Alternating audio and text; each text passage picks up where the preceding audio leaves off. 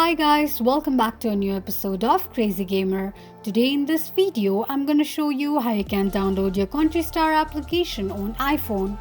Keep watching the video till the end. To download your Country Star application on iPhone, firstly go ahead and launch open your App Store.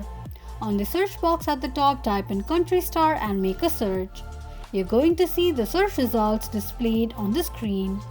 Simply tap on Get button right next to the application to begin the downloading process. While downloading an application, make sure that you are connected to a strong internet. Once the application is downloaded, tap on Open button to launch the application. Open the application and that is how you will be able to download your Country Star application on iPhone quickly and easily just in few steps. If you have any thoughts or queries, let us know in the comments section. Don't forget to subscribe to our channel. Also press the notification bell icon so that YouTube will notify you whenever we post a new video. I hope this video was helpful to you. Thank you so much for watching.